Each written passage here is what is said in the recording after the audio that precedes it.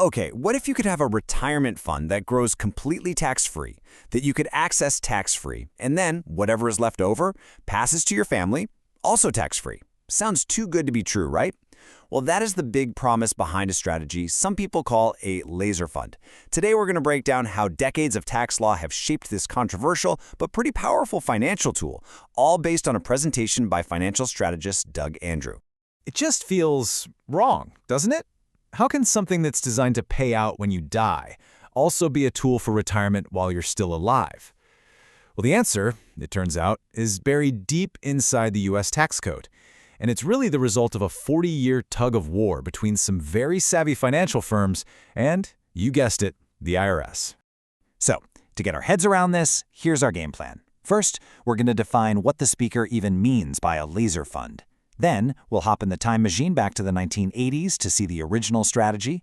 After that, we'll watch how the IRS stepped in to change the rules.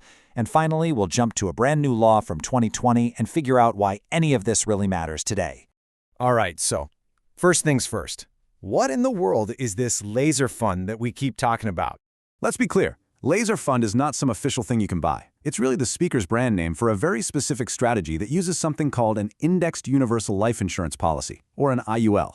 You can almost think of it like life insurance on steroids, where the main goal isn't really the death benefit. No, the goal is to build up this big pot of cash that you can use, tax-free, during your lifetime. To really get where this whole idea came from, we got to go all the way back to the 1980s. The big powerhouse brokerage firm back then, E.F. Hutton, was trying to solve a classic problem for its wealthy clients. How do we stop taxes and fees from just eating up all of our investment returns? And here's the problem in a nutshell. A client might have, say, $1 million nest egg, and it generates a nice $120,000 in income for the year. But then the tax man takes his cut, and boom, it's down to $80,000. And then, after the management fees, they're left with maybe $70,000 to actually live on. I mean, think about it. Nearly half of their returns just vanished before they ever saw a dime. E.F. Hutton knew there had to be a better way. So their solution was, well, it was radical. They took a regular life insurance policy and basically turned it completely inside out. Instead of buying a huge death benefit, the strategy was to buy the absolute minimum amount of insurance the law required and then stuff the policy with the maximum amount of cash that they were allowed to. The whole goal was to morph it from a protection tool into this incredible tax-sheltered investment machine.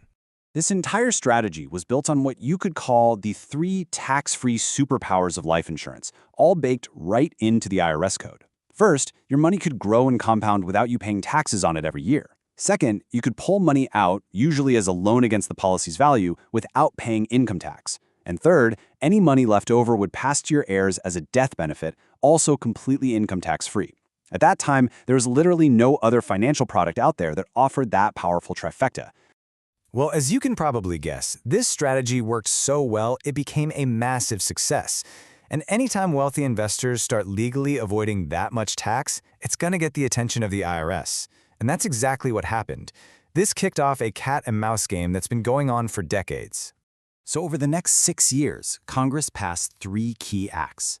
Now, as the source describes them, these weren't meant to kill the strategy entirely, but more to build guardrails around it. First, they had to define what really counts as life insurance, and then, this is the big one, they slowed down how fast you could pour money into it. The first 2 laws, TIFRA and DIFRA, were all about the definition. The government basically said, look, if you want all these amazing tax breaks that come with life insurance, this thing has to actually function as life insurance. So they created these formulas to make sure there was a meaningful death benefit compared to the cash you're putting in. Then came the big one, TAMRA, in 1988. See, other financial industries, we're talking banks, mutual funds, they were complaining to Congress. They said, we can't compete with this super IRA. So the government stepped in to slow the flow. The new law basically said you could no longer just park a huge lump sum in one of these policies and get instant tax-free access to its growth. TAMRA created a whole new rule book. To get that amazing tax-free access, you now had to fund your policy over a set number of years. So for someone over 50, this usually meant spreading their payments out over 4 years in one day. Only after that waiting period was the policy sort of grandfathered in, ready for tax-free withdrawals. And believe it or not, for more than 30 years, those were the rules of the game. The entire industry just adapted to these guardrails that TAMRA set up. But then, tucked inside this massive legislative package at the very end of 2020, came the first major update to these rules in a generation. December 28, 2020. This is the date you want to remember. As part of a much larger government funding bill, the rules that govern this whole area, Section 7702, were changed, and it fundamentally altered the math that had defined these policies since the Reagan administration. So what was the practical difference? Well, for that same person over 50 we talked about, the funding period got shorter. And this is a huge deal. It lets you get way more money into the policy way faster. That means your cash value can start compounding sooner, and you can overcome those initial insurance costs much more quickly. Okay, so a rule changed back in 2020. What does that actually mean for someone thinking about a strategy like this today? Why does it matter now? Well, according to the source, these new rules make the entire strategy much more powerful. By getting your money into that tax-advantaged account quicker, it simply has more time to grow and compound. It's kind of like the difference between starting a race on lap 1 versus starting on lap 2. That head start could translate into way more tax-free cash down the road. This increased efficiency is exactly why the speaker uses this analogy. He doesn't see it as just a retirement account.